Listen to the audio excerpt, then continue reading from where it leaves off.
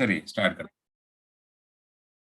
तो यहाँ पर अभी तक हमने टेम्परेचर के बारे में पढ़ा कि कैसे टेम्परेचर टेस्टिस मेंटेन करती हैं ताकि स्पर्मेटोजेनेसिस वो इनहिबिट ना हो। इतना ही नहीं, अब हम बात करते हैं यहाँ पर कि इनका शेप साइज क्या है। तो in adult each testis is oval in shape. ये ओवल शेप की होती है with a length of about 4 to 5 centimetre and width of about 2 to 3 centimetre. Length जो है 4 से 5 सेंटीमीटर और विथ जो है वो 2 से 3 सेंटीमीटर आपको मिलेगी अगर हम टेस्टिस की बात करें तो। ठीक है। Length 4 to 5 centimetre, with 2 to 3 centimetre. ठीक है। The testis is covered by dense covering. ये टेस्टिस डेंस कवरिंग से कवर्ड होती है। जी बच्चा, good morning sir. Good morning. Sir Akash Mishra.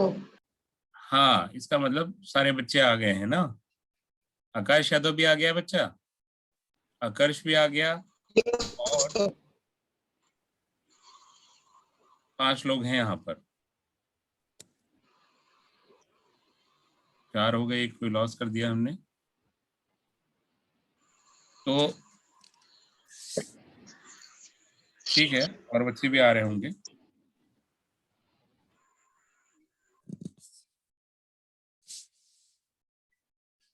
हमने रिकॉर्डिंग स्टार्ट की थी बेटा ना। चलिए आगे बढ़ते बेटा।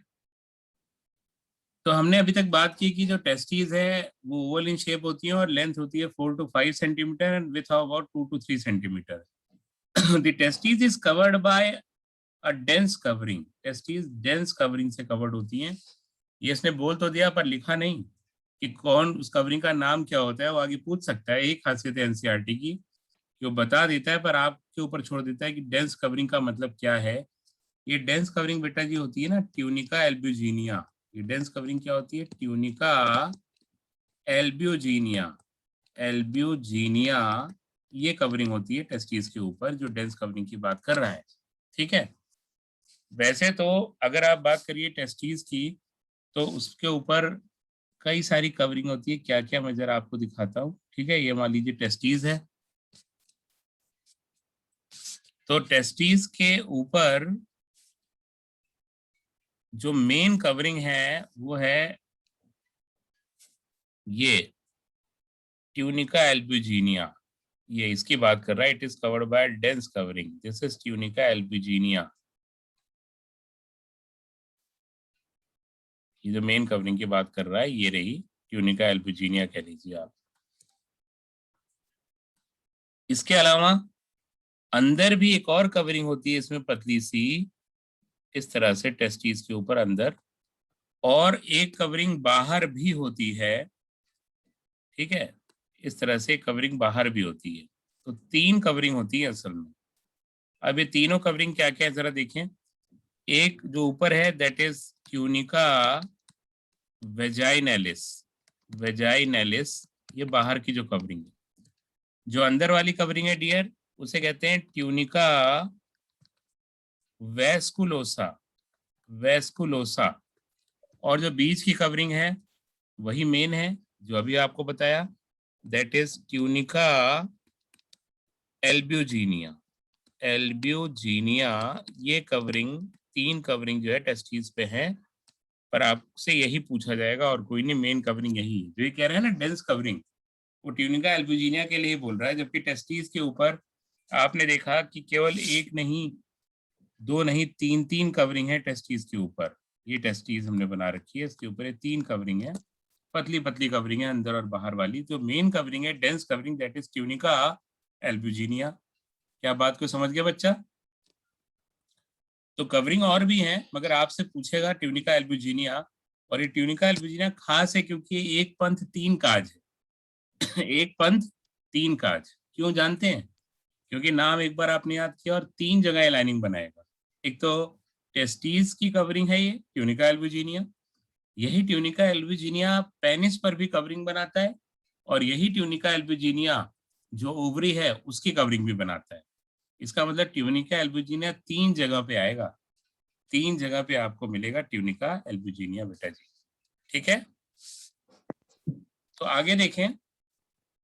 ये कह रहा है कि the testis is covered by dense covering, each testis has 250 compartments called testicular lobules. तो टेस्टिस में 250 डिफरेंट कंपार्टमेंट्स होते हैं, उन्हें हम कहते हैं टेस्टिकुलर लोब्यूल्स, टेस्टिकुलर लोब्यूल्स। ठीक है, अब यहाँ जरा ये डायग्राम जो है उसको एनालाइज कर लेते हैं। एक डायग्राम जो यहाँ पे बना हुआ है उसको एनालाइज कर लेते हैं। आपके सामने ये मेल रिप्रोडक्टिव सिस्टम का डायग्राम बना है। आप लोगों ने वीडियो लेक्चर में भी ये डायग्राम देखा होगा, था ना? वीडियो लेक्चर में यस सर। पढ़ा है ना बेटा? Yes sir. सभी ने पढ़ा है ना ये? Yes sir. Yes sir. सभी ने, जितने लोग हैं मीटिंग में, सभी लोग? Yes sir. यस सर, पढ़ा है। ठीक है, ठीक है, एक बच्चा नहीं आया अभी और बाकी सबने पढ़ लिया है ना? Yes sir. समझ में आ गया था? Yes sir. Yes sir. अच्छा अच्छा, ठीक है। तो यहाँ जरा इस डायग्राम को देखते हैं जो बना हुआ है मेल रिप्रोडक्टिव सिस्टम का, क्या क्या चीजें, और आगे हम पढ़ेंगे ही वो। तो मेल रिप्रोडक्टिव सिस्टम में जरा देखिए, तो ये टेस्टिस, ठीक है, टेस्टिस यहाँ शो कर रखी है, टेस्टिस। और ये जो है स्क्रोटम या स्क्रोटल सैक है जिसके अंदर टेस्टिस प्लेस्ड है, जैसा कि हमने बात कर ली है कि वो बाहर प्लेस्ड होती है किसमें? स्क्रोटल सैक में, स्क्रोटम में। ये स्क्रोटम है जिसके अंदर ये प्लेस्ड है।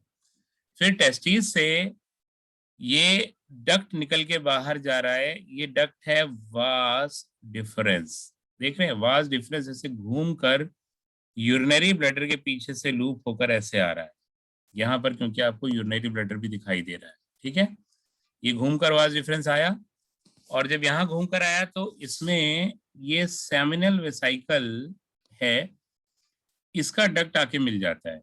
ये क्या है? सेमिनल वेसाइकल, और इसका डक्ट जो है वो वास डिफरेंस के साथ आके जुड़ गया। तो जैसे ही सेमिनल वेसाइकल और वास डिफरेंस दोनों के डक्ट आपस में जुड़े यहाँ पर, तो इसे हमने कहना चालू कर दिया क्या? ये क्या हो गया? This is ejaculatory duct. इसे हमने कहा इजैकुलेटरी डक्ट। कब कहा इजैकुलेटरी डक्ट? जब वास डिफरेंस में सेमिनल वेसाइकल का डक्ट आके मिल गया, उसने अपना जो है कंटेंट उसमें ड्रेन कर दिया, तो हमने उसे इजैकुलेटरी डक्ट कहना चालू किया। ठीक है, इसके बाद ये आगे बढ़ा और इसमें देखिए ये यूरेटर भी आके मिल गया। यहाँ से देखिए यूरेटर भी आके मिल जा रहा है और ये आगे बढ़ रहा है। यूरेटर भी आके मिल गया, आगे बढ़ रहा है। ये जो अब आगे बढ़ा मिलने के बाद, तो इसे अब हम कहते हैं यूरेथ्रा। इसका मतलब अब रेड कलर से बना देते हैं, यहाँ से ये पूरा जो जा रहा है अब ये बाहर तक क्या कहलाएगा? यूरेथ्रा। जब इसमें यूरिनरी ब्लैडर का भी डक्ट मिल गया। असल में यूरेथ्रा तब कहते हैं जब इजैकुलेटरी डक्ट के अंदर प्रोस्टेट ग्लैंड का सीक्रेशन आके मिलता है, उसका डक्ट भी मिलता है, तो उसे हम कहना चालू कर देते हैं यूरेथ्रा। ठीक है, और यूरिनरी ब्लैडर का डक्ट, यूरेटर, वो भी आके मिल गया है, तो यूरेथ्रा कहना चालू कर दिया। प्रोस्टेट ग्लैंड देख रहे हैं सिंगल होता है, बाकी और चीजें यहाँ पे डबल है, पेयर्ड है। प्रोस्टेट ग्लैंड क्या है? सिंगल। तो प्रोस्टेट ग्लैंड का डक्ट इसमें मिला तो ये बना यूरेथ्रा, तब इसे हम प्रोस्टैटिक यूरेथ्रा कहते हैं। फिर बल्बो यूरेथ्रल का डक्ट भी इसमें मिला, जहां पर बल्बो यूरेथ्रल ग्लैंड खुल रहा है, ठीक है, वो मेम्ब्रेनस यूरेथ्रा कहलाता है। और उसके आगे जो लंबा सा है उसे कहते हैं पेनाइल यूरेथ्रा। सबसे जो लॉन्गेस्ट पार्ट होता है पेनाइल यूरेथ्रा। अलग अलग नाम नहीं पूछता, मगर आप जान जाइए, प्रोस्टैटिक यूरेथ्रा, मेम्ब्रेनस यूरेथ्रा और पेनाइल यूरेथ्रा। तो इस यूरेथ्रा के थ्रू स्पर्म और साथ ही साथ जो वेस्ट हैं वो भी बाहर आते हैं। यूरिनरी ब्लैडर का कंटेंट भी इसी से बाहर आता है, इस यूरेथ्रा से, और इसी यूरेथ्रा से स्पर्मेटोजोआन भी बाहर आते हैं। पर जब स्पर्मेटोजोआन आता है उस समय जो है ना वो यूरिनरी ब्लैडर का कंटेंट नहीं आ पाता, और जब यूरिनरी ब्लैडर का कंटेंट आता है उस समय स्पर्मेटोजोआन नहीं आते। तो डक्ट तो एक ही है मगर अलग अलग टाइम के हिसाब से सेपरेटेड है, उसी हिसाब से चलते हैं। ठीक है बच्चा?